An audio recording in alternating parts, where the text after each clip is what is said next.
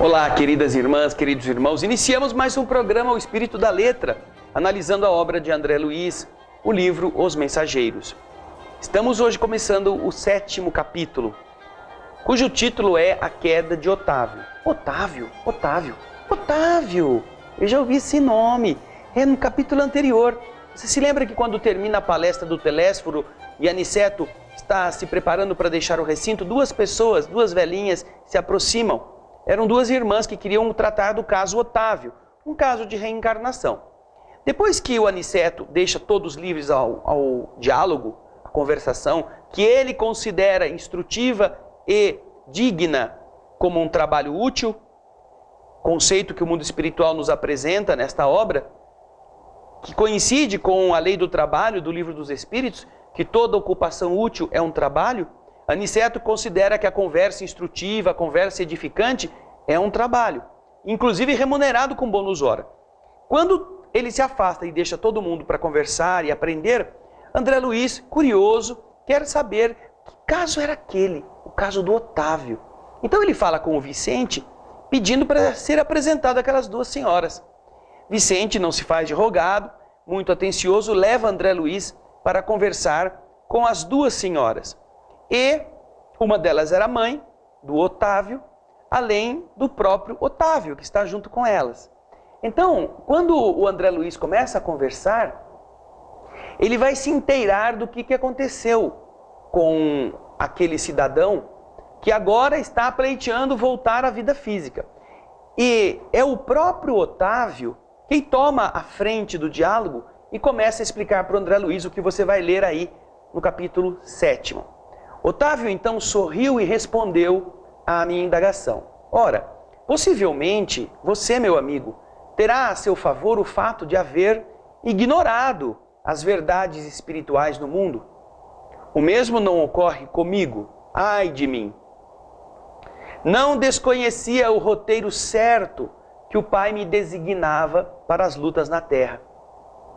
Eu não possuía títulos oficializados de competência, não havia me doutorado, não havia me formado em cursos superiores. Entretanto, dispunha de considerável cultura evangélica, coisa que para a vida eterna é de maior importância que a cultura intelectual simplesmente considerada, do que diplomas e cursos. Tive amigos generosos do plano superior, que se faziam visíveis aos meus olhos. Recebi mensagens repletas de amor e sabedoria, e, no entanto, caí mesmo assim, obedecendo à imprevidência e à vaidade. As observações de Otávio me impressionavam vivamente. Quando eu estava no mundo, não houvera tido contato especial com as escolas espiritistas e experimentava certa dificuldade para compreender tudo aquilo que ele desejava dizer. Então, respondi a ele, puxa, eu ignorava a extensão das responsabilidades mediúnicas, como você está me dizendo. Algo acabrunhado. Otávio respondeu, as tarefas espirituais ocupam-se de interesses eternos, e daí a enormidade de minha falta. Os mordomos de bens da alma estão investidos de responsabilidades pesadíssimas. Os estudiosos, os crentes, os simpatizantes no campo da fé, estes podem alegar ignorância, inibição. Entretanto, os sacerdotes não têm desculpa. É o mesmo que se verifica na tarefa mediúnica. Os aprendizes ou beneficiários, nos templos da doutrina espírita como a nova revelação, podem referir-se a determinados impedimentos, mas o missionário é obrigado a caminhar com um patrimônio de certezas tais que coisa alguma o livra das culpas adquiridas. Puxa vida! André Luiz ficou surpreso com essas informações. Não sabia que a coisa era tão assim perigosa, do ponto de vista da responsabilidade e da culpa. André Luiz se volta para ele e diz, mas meu amigo, muito impressionado, que teria motivado o seu martírio moral? Eu percebo você tão consciente de si mesmo, tão superiormente informado sobre as leis da vida, que, ao observá-lo assim, me custa crer que você se encontre necessitado de novas experiências de novo nesse capítulo da mediunidade. Quando ele disse isso, as duas senhorinhas que estavam lá mostraram um estranho brilho no olhar, enquanto Otávio respondia: olha, eu vou relatar a você a minha queda. Você verá como eu perdi maravilhosa oportunidade de elevação. E após uma pausa mais longa, ele começou dizendo: depois de contrair dívidas enormes na terra, em outro tempo, vim bater as portas da colônia Nosso Lar, onde fui atendido por irmãos dedicados, que se revelaram incansáveis para comigo. Então eu me preparei durante 30 anos consecutivos para voltar à terra em tarefa mediúnica, desejoso de pagar as minhas contas com os meus erros passados e elevar-me de alguma forma, um pouquinho que fosse. Não faltaram lições verdadeiramente sublimes, nem estímulos santos ao meu coração imperfeito. O Ministério da Comunicação me favoreceu com todas as facilidades e, sobretudo, 6 entidades amigas movimentaram os maiores recursos em benefício do meu êxito. Técnicos do auxílio acompanharam-me à terra nas vésperas do meu renascimento, entregando-me um corpo físico rigorosamente sadio. Segundo a magnanimidade dos meus benfeitores daqui, me seria concedido um certo trabalho de relevo na esfera de consolação às criaturas. Permaneceria junto das falanges de colaboradores encarregados do Brasil, animando-lhes os esforços e atendendo a outros irmãos ignorantes, perturbados ou infelizes. Não deveria me casar, porque o matrimônio não estava na minha linha de cogitações, não porque não fosse bom, mas porque meu caso particular assim o exigia. Então, tá vendo como ele está contando as coisas que foram preparadas para ele? Como o mundo espiritual se ocupou de todos os detalhes? Nosso Lar o recebeu, ele 30 anos ficou estudando, se preparando, etc, etc. E no próximo bloco, nós vamos continuar a ouvir do próprio Otávio, o próprio falido, a explicação do que levou a não cumprir com a tarefa que ele havia assumido. Fique conosco, daqui a pouco nós voltamos. Até já.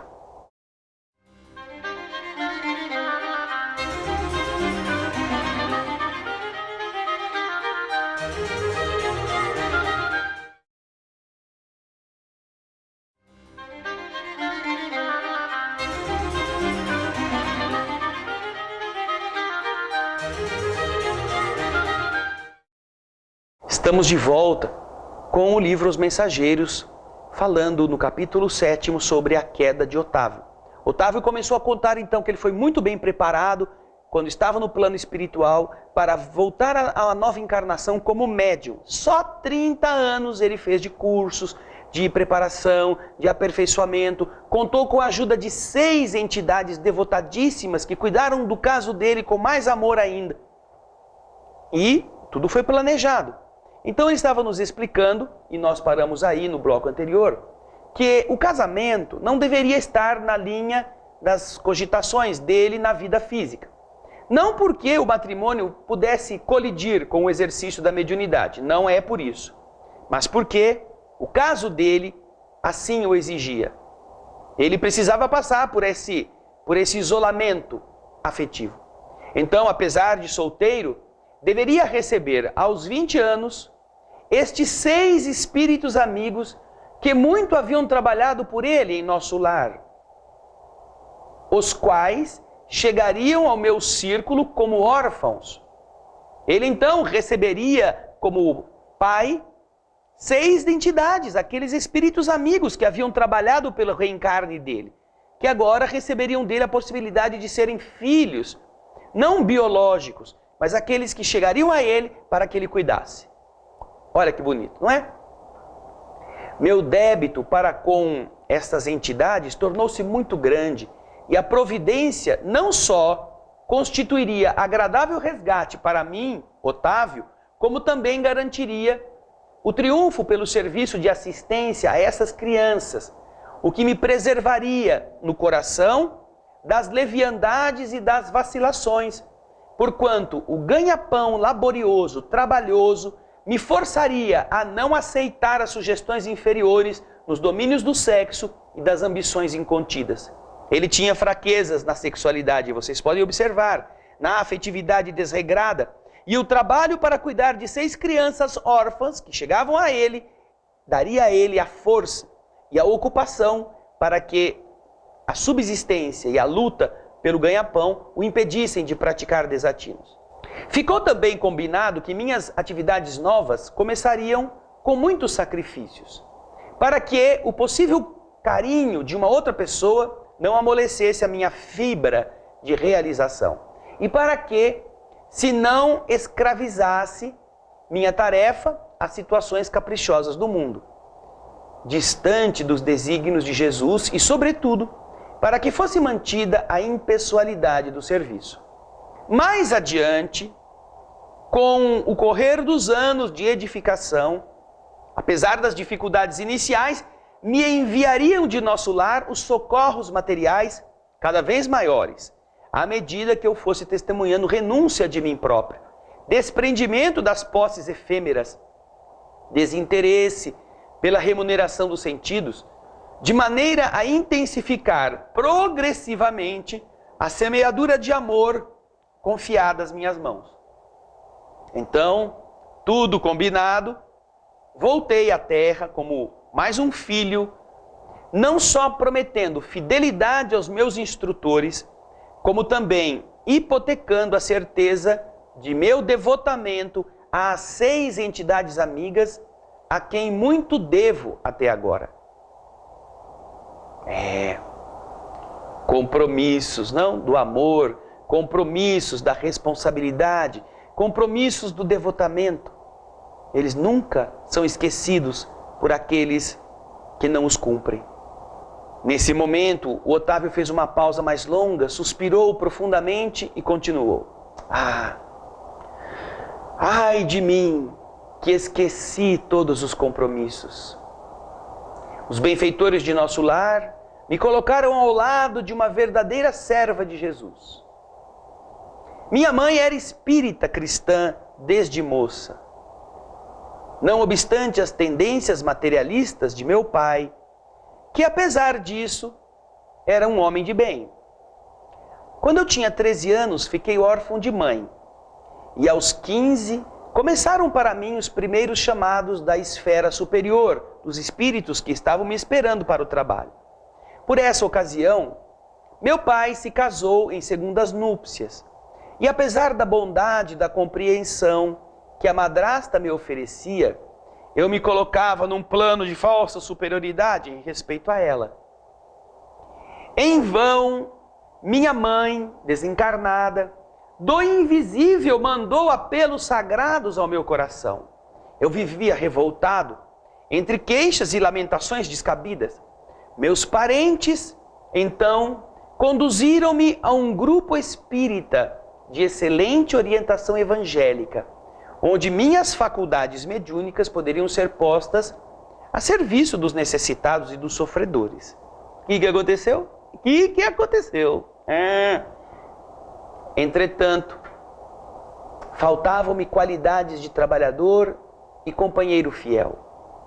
Minha negação em matéria de confiança nos orientadores espirituais e acentuado pendor para a crítica dos atos alheios forçavam-me a desagradável estacionamento na evolução. Não acreditava neles, tinha dúvidas. Os beneméritos amigos do invisível estimulavam-me ao serviço, mas eu duvidava deles com a minha vaidade doentia. E como prosseguissem os apelos sagrados, por mim sempre interpretados como alucinações da minha cabeça, procurei um médico. E o que o médico me aconselhou? Procurei um médico porque ele estava tendo alucinações, porque ele estava achando que estava vendo coisas. E o que o médico, muito preciso no diagnóstico, me mandou fazer? por que você não se inicia na sexualidade? Recomendou ao Otávio as experiências do sexo.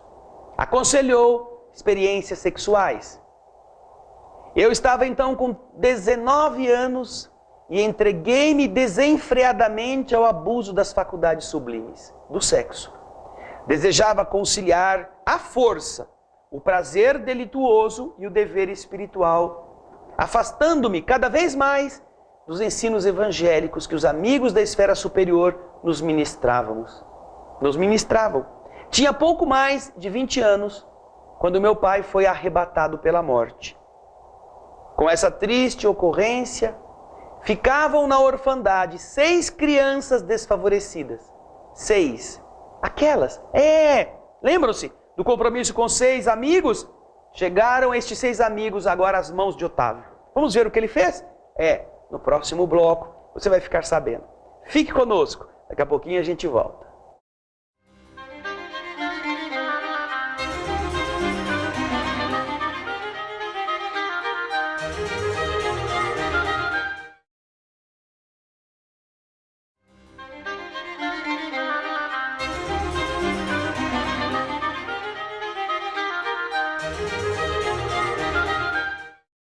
Estamos de volta, analisando a obra de André Luiz, o livro Os Mensageiros, o capítulo 7º, a queda de Otávio. Um médium que veio à Terra com tantos compromissos lindos, com tanto trabalho já programado. Mas, quem quer saber de ser visto, né? Então, e no último bloco ele estava contando que aquelas 6 entidades que o haviam ajudado demais em nosso lar e que contavam com a ajuda dele para serem cuidadas como órfãs, chegaram às suas mãos. Quando? Quando, depois de ter casado pela segunda vez, o pai do Otávio desencarna. Quando isso acontece, ficaram na orfandade 6 crianças desfavorecidas. Porque a madrasta, com quem o pai dele havia provavelmente tido 3 filhos, ao se consorciar com o pai de Otávio, também havia trazido para a tutela outros 3 pequeninos. Em vão, a mãe implorou-me o meu socorro a ela na condição de viúva.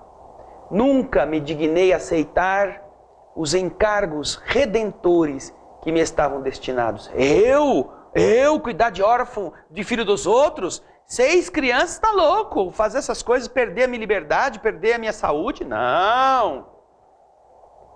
Então, após 2 anos de segunda viuvez, a minha desventurada madrasta foi recolhida a um leprosário. Afastei-me então dos pequenos órfãos, tomado de horror.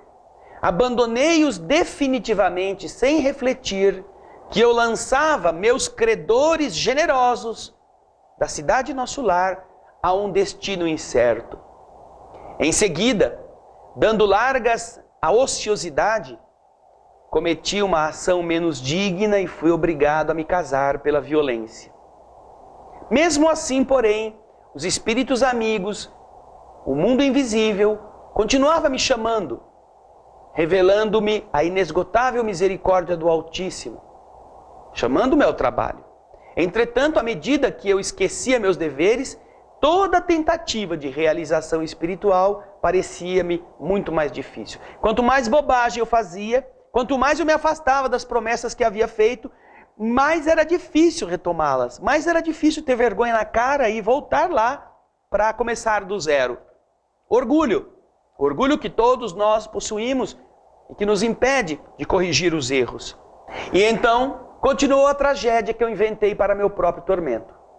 Essa esposa a que eu me ligara pela gravidez inesperada e, obviamente, pelos apetites inconfessáveis, era uma criatura muito inferior à minha condição espiritual. E atraiu uma entidade monstruosa que estava ligado a ela para tornar o papel de meu filho. Eu havia abandonado à rua 6 carinhosas crianças às quais eu havia prometido ajudar, cuja convivência concorreria decisivamente para minha segurança moral. Mas a minha nova companheira e o seu filho, ao que me pareceu, cuidaram da vingança. Atormentaram-me os dois até o fim da minha existência. Quando para cá eu regressei, mal tendo completado 40 anos, roído pela sífilis, pelo álcool e pelos desgostos, sem nada haver feito para meu futuro eterno, sem construir coisa alguma no terreno do bem. Enxugou os olhos tímidos e concluiu: como você vê, André, realizei todos os meus condenáveis desejos, menos os desejos de Deus. Foi por isso que fali, agravando antigos débitos. Nesse instante calou-se Otávio, como se alguma coisa invisível lhe apertasse a garganta. Abracei-o com simpatia fraterna, ansioso de dar-lhe um estímulo ao coração. Mas Dona Isaura aproximou-se mais, acariciou-lhe a fronte e falou: não chores, meu filho. Jesus não nos falta com a bênção do tempo. Tenha calma, tenha coragem. Era a mãezinha falando ao filho para tentar diminuir a sua dor. E então, identificando o carinho da mãe para com ele, meditei na bondade divina que faz ecoar o cântico sublime do amor de mãe, mesmo nas regiões além da morte. Puxa vida, que coisa tocante, instrutiva, que se repete nas vidas dos homens e mulheres do mundo diariamente. Tantos preparos, tantos compromissos, tantos projetos, tantos sonhos, tantas promessas. E às vezes um copo de bebida, um par de pernas bonito, uma tentação no jogo, uma ambição financeira, desencaminham o ser frágil do roteiro para o qual ele se preparou. E ao invés de voltar atrás no primeiro erro, o homem vai e comete o segundo, e comete o terceiro, e comete o quarto, o quinto, o sexto, e cada vez que afunda, torna-se pior voltar à superfície. Como os espíritos têm paciência conosco, como as entidades amigas estão contando com o nosso trabalho, como nos preparam e são generosos em tudo aquilo que é necessário que nós conquistemos para ser úteis na terra.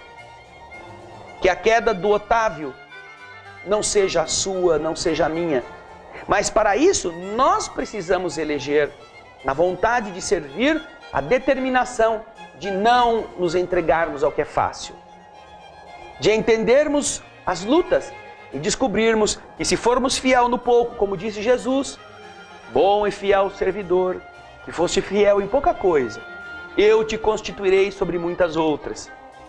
Assim também será conosco, suportando os espinhos de cada hora, as alfinetadas, e continuando fiel, o mundo espiritual vai agregando bênçãos, agregando capacidades, agregando amparos, para que nós cheguemos ao máximo do nosso trabalho.